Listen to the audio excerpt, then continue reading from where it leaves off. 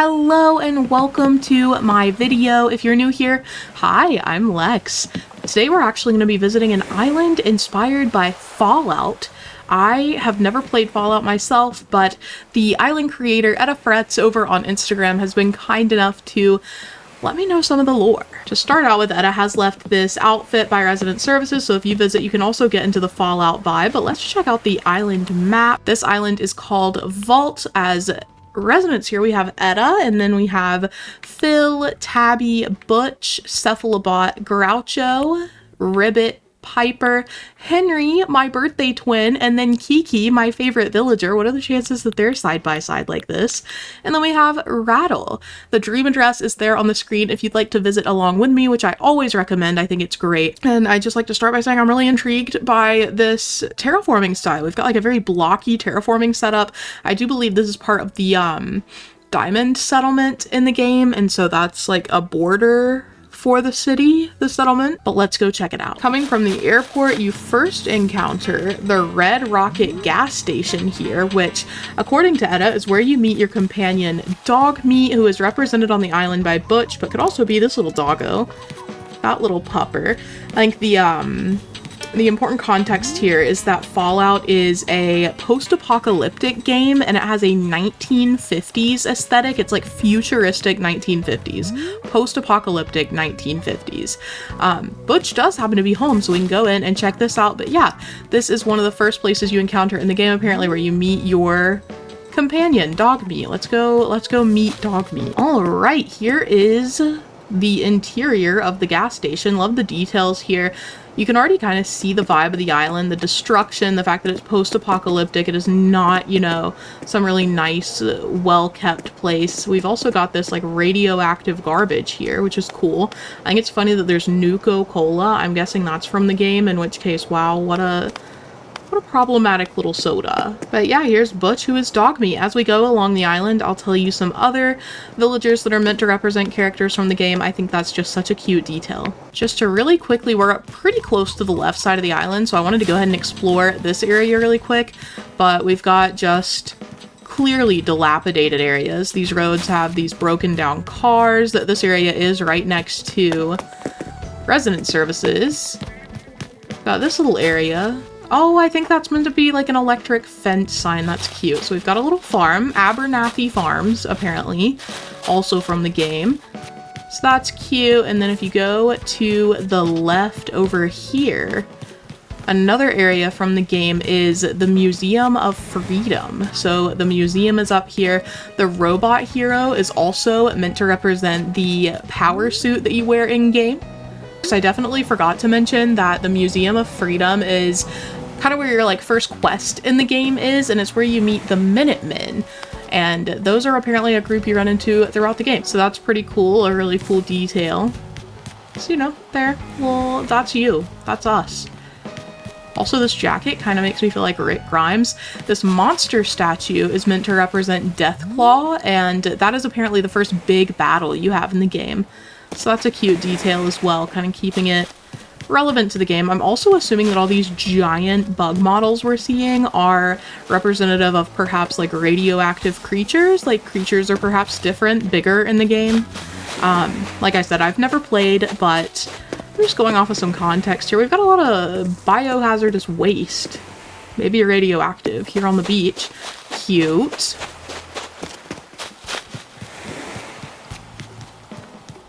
I'm also loving these custom designs. Oh, there's like a sandbag design for your defense, bro. That's cool.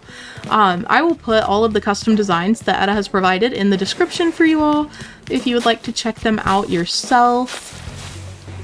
The fringes of the island are pretty naturally decorated, just with some overgrowth and stuff, which I think is pretty on point for a dilapidated post-apocalyptic society. Things are just going to be overgrown outside of the actively lived in areas. Moving to the right over here, I also love all of the walls constructed here. So I think this is the edge of the Diamond City, which is apparently the biggest settlement in the game. We're going to get to explore that. I love this fence being used as like barricade, keeping people out. I don't know what the like villain is in Fallout, but probably scary.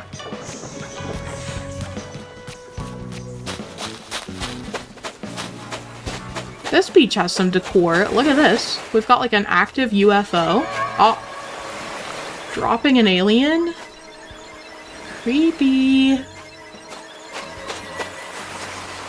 So I guess this might be the UFO crash site from the game. Let's go see whose house this is. All spooky. I love the interior being completely redesigned. This villager also has some Nuka Cola. Nuka Cola is just everywhere. Everywhere in the game, apparently. Actually, that might be Nuka Colo instead of Cola. Perhaps I can't read. This is super cool, though. Very, very spooky. Tabby is also walking around over here. Hi, Queen. Look at you, little cutie. Let's head up here. We can get into the Diamond City settlement, which I'm excited about.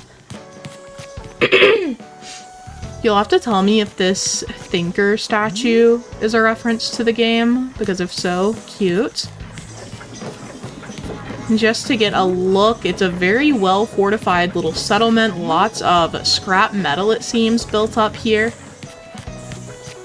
I think it's impressive that so much of this is simple panels because it all blends together so well as like sheet metal that's been strapped together. Let's head inside the settlement. It seems the gate is open for us at the moment. Apparently they have their own little baseball team because we do have a little baseball uniform here. Heading up this way. Oh, I think this is Piper's house. There is a local newspaper called, actually, no, it might be Nuka Cola. Okay, sorry. I'm gonna stop speculating about that. That's something for sure. This is the newspaper setup, which we can't go and visit because Piper is not in her house, but you can kind of see from the stationery. So the local newspaper here is called Public Occurrences. They've also got a little noodle shop here, which is apparently also in the game. Super cute. I love this design. It's like, I don't even know how to describe it. It's just so good. It matches the aesthetic of the area perfectly. It also seems like this is perhaps an interrogation station for the Public Occurrences newspaper. I'm just inferring that, okay? Don't at me. I've also got a little medical area. Cool. You can receive your medical treatment. Perhaps they're whipping up some new medications.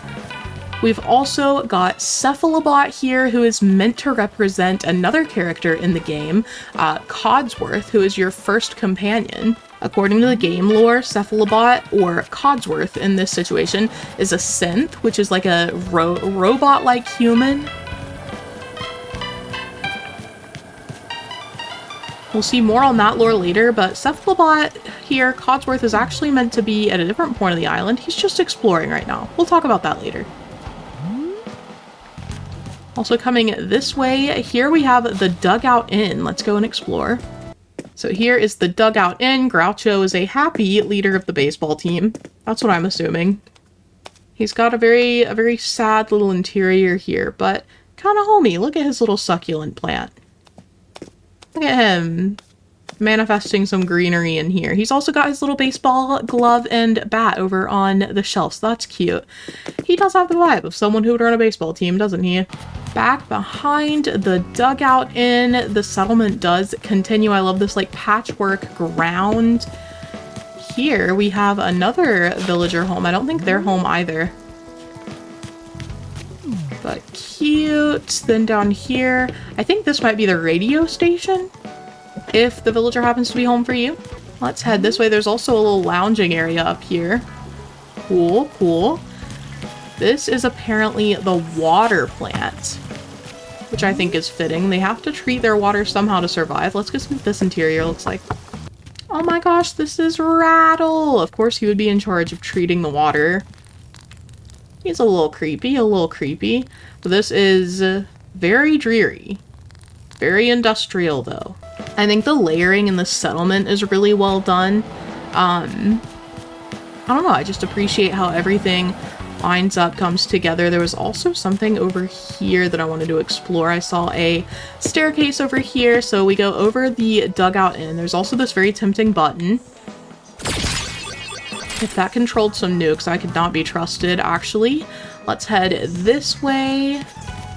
And over here is the Colonial Tap House, which is apparently another spot in Diamond Settlement, or Diamond City. Look at Henry, he's so dapper. This is the Colonial Tap House. How cute. Look at our little professional bartender here.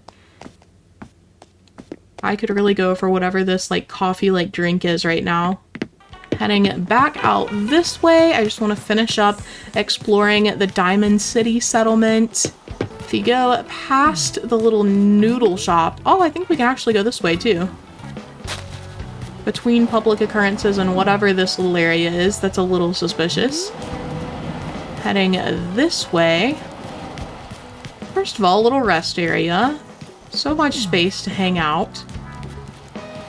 Just chill in the Diamond City settlement. There's also something up here that I would like to, in fact, explore. Again, all this layering is so nice. There's just like so much going on here. Oh, here's a stage. Oh, and the little stair dresser to the side, the benches for seating. So whatever's happening in the settlement, they're presenting right over here. And this patchwork ground is just so cool. Look at them. They're painting. They're trying to elevate their area. There's also this random little couch over here with a TV. Very, you know, I don't know what's going on over there. That's a school bus up there. Look at that. A school bus up there.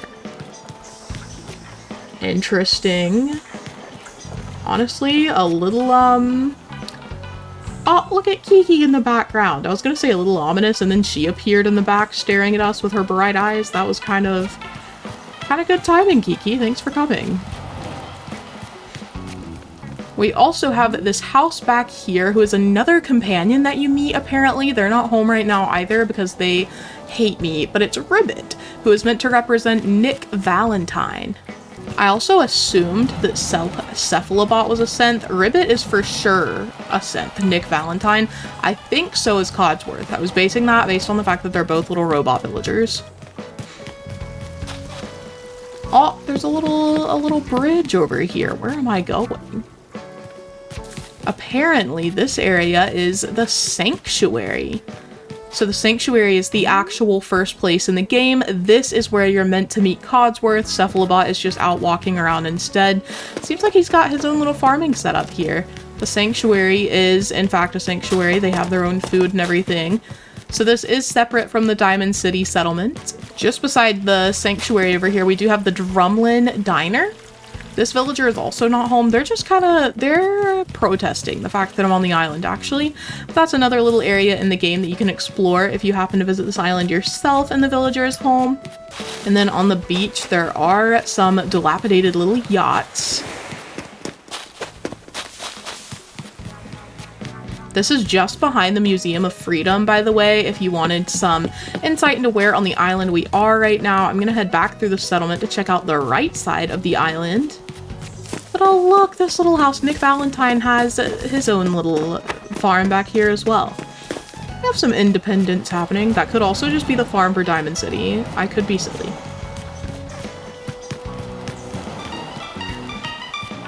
It seems like there's also just like a whole little diner up there. I'm not sure how to get up there or if it's even possible to get up there.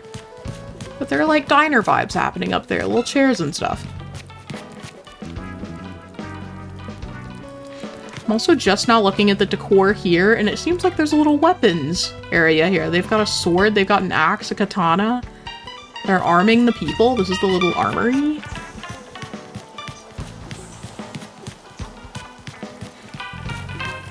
I really do love the noodle shop. It's so good. Look at it. Also, here is Etta walking around. War. War never changes. Perhaps a Fallout quote, if I had to guess. We are now leaving Diamond City and heading to the right. There's Nick Valentine, by the way. I mean, not Nick Valentine, Codsworth. Reminder, Ribbit is Nick Valentine. Over to the right here, we've got this ominous big bug over here, and then this is the player house, which is meant to represent the Institute. Let's go in and explore.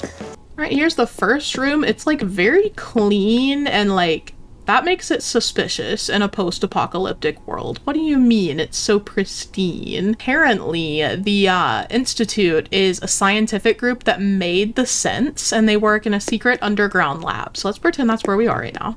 Yeah, look at this. They have this big server room. They are very high-tech, which is interesting for this, like, Fallout world. Look at how pristine everything is. Why do they have this really fancy, good food? That's wild. I can't tell if the Institute is meant to be like a good or a bad thing. I mean, I guess the scents are your companions, so they're good. This area is just, it's always suspicious in a post-apocalyptic scenario when someone has access to cleanliness and food. Oh, what is going on in here? We've got bones and bugs and, surprisingly, a garden gnome in a little science pod. We cannot proceed further because this area is not for the faint of heart. But it seems like maybe some research is going on here. Perhaps exploring the effects of the Fallout. I'm just making assumptions here based on the game name. And then up here we've got some science stuff going on. This robot can talk to you. Perhaps a little game NPC. There are some little science pods here you can get in. You know, there's a lot. Look at the little sea butterfly. He's being a good boy. Look at him. What a little baby. Every time I see, like, high-tech areas in post-apocalyptic scenarios, it reminds me of that Twitter post where someone, like, posted a picture of a field with just, like, trees and grass, and they were like, how did humans make internet out of this? That's me. In a post-apocalyptic society, if, like, no one else is making the tech for me, I just won't have the internet, I'll tell you that. I just won't have any high-tech things. And then down here we've got some plant life. This is cute. So they could be growing plants for the purpose of medicine or just to, like, keep rare species, not even rare species, I guess, just to, like, keep plant life alive in a controlled environment. Because I'm sure the outside world is not friendly to delicate little flowers. I love that Cephalobot has just been hanging out with us this whole time. Our little companion, Codsworth. The Institute is kind of cool at the risk of sounding dumb. Hope they're the good guys. There's Ribbit, Nick Valentine walking around. Okay, chat, I hope I did an okay job as a noob who's never played Fallout at exploring and explaining this island to you. Thank you so much to Etta Frets over on Instagram for having us today. I hope you enjoyed this Fallout Island, and I'll see you in the next one. Bye!